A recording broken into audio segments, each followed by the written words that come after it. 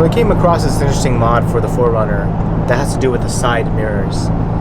See, the side mirrors on the 4Runner are nice because they're nice and large, but they don't have that little extra piece that allows you to see into your blind spot. Also, there's no blind spot detection on this car either. And so historically before, you could buy these little bubbles and then stick them onto your mirror to kind of give you like a bigger field of view so you can see what's next to you and what's to the side of you. But I didn't really want to do that. And so this interesting mod has to do with replacing the mirrors. But you're not replacing them with 4Runner mirrors. You're actually replacing them with RAV4 mirrors. And so I'm on my way to the dealership right now because I ordered these mirrors and they said they came in. So let's check them out and see what they look like.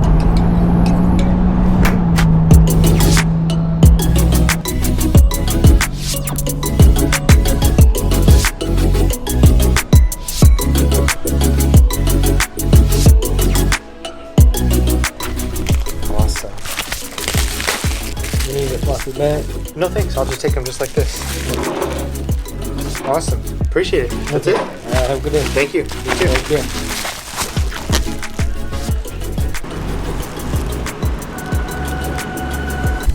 Alright guys, so I'm back from the Toyota dealership. I wanted to go ahead and give you the part numbers of these mirrors so that you can order them from your Toyota dealership parts department if you wanted to do this mod on your 4Runner. This is for the left hand or the driver's side, and then this one is for the right hand or the passenger side.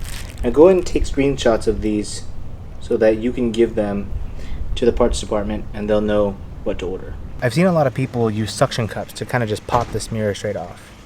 But there's a cable that goes to the mirror that heats it up for the anti-fog feature. And so I want to unplug that connector before I pop the mirror off, just so I don't put any strain on the connector or the cables. You can access that connector by popping this white plastic part, or whatever color it is, this plastic part off on your side mirror. To do that, I start from this side of it, and I just put pressure on this corner. I just use my thumb to kind of put upward and outward pressure on this corner until it starts to separate from the rest of the housing. Once it starts to separate, I get my fingers behind it and I kind of just pull it and then use some force to push it up and off. And then it just comes right out. So this is what it looks like when you get that plastic piece off. You'll notice that there's these black cables that go to a connector that attaches to the mirror right in there. That's what heats up the mirror so that it doesn't fog up. The mirror is attached by, do you see the little black clip and how it's holding on to this white part in there? It's kind of hard to focus in there. But there are 4 of those around that little white circle, and they're just holding the mirror to the mount. So all I'm going to do is I'm going to pull this connector off, and it's just stuck on there. There's no retention clip or anything like that. So just pull straight out. It might require some muscle. Just pull that straight out and then we can pop the mirror off. Now to pop this mirror off, I'm just going to use my fingers. I'm going to push this corner of the mirror so that it goes all the way in. And then I'm just going to put my fingers behind this side and I'm basically just going to pry it straight off, and it should pop off those little black clamps off that white piece. So all I'm going to do is just pull straight towards me and it'll come straight off. Now to show you how this works, there's these 3 black little circles that kind of fit inside of these 3 circles, and then these are those clips.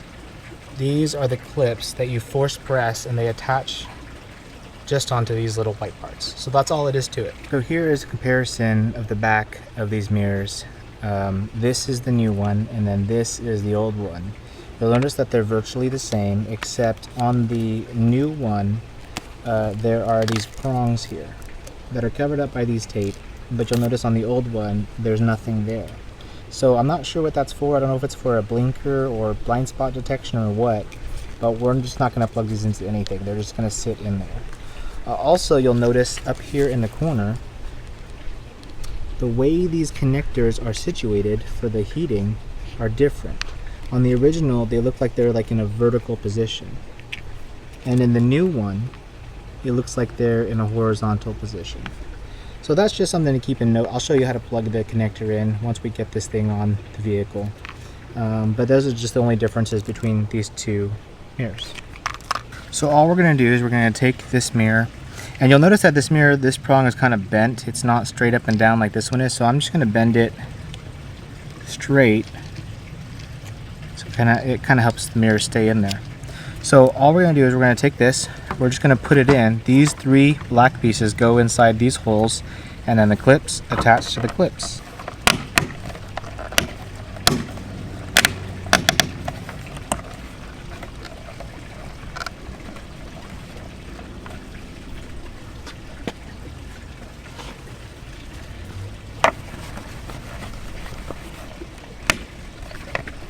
So once you got the mirror in, we just have to reconnect this adapter, this connector. Now you'll notice that this connector is not the same on both sides. There's kind of like this chamfer and this ridge on one side of it.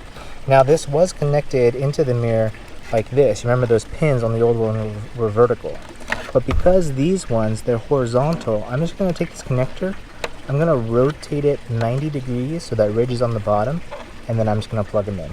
So once you got that connector in, we can go ahead and put that cover piece on, but before I do that, I want to make sure that this works. So I'm going to go ahead and test the power mirror function and make sure the mirror turns and everything like that.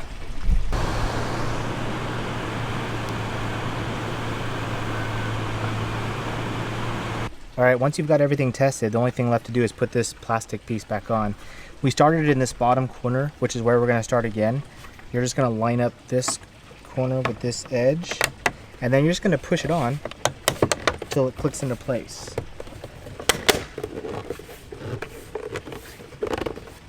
And that's it. Alright, so this mirror is on, and we're just going to do the other side, same exact thing as this side.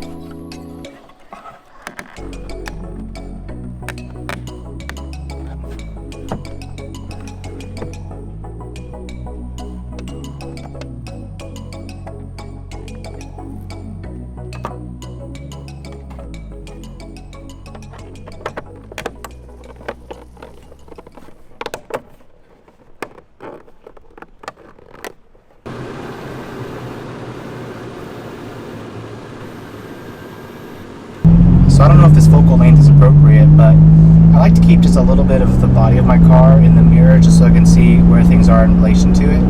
But we see that mirror in the upper left now looks awesome. And it does allow you, I'm going to pass this truck, it does allow you to see your blind spot. That's legit. Okay, so super simple and super easy mod, but I'm really happy with the results. And I can't believe that RAV4 mirrors are the same as the 4Runner mirrors. I think they should go ahead and put these mirrors on all the 4Runners. Now I know that functionality wise they're not the same because there's that extra connector, but for the improved visibility, I would say that this is a win. It just makes you be able to see more around you and makes the safety of the car just a little bit better. Of course, the blind spot little mirrors don't replace looking over your shoulder, but it does give you some more visibility, so I would say this is a win. And all in all, from the dealer, including tax out the door, I paid $146.64 for both of these mirrors. So it was just a little bit of an investment, but I love it.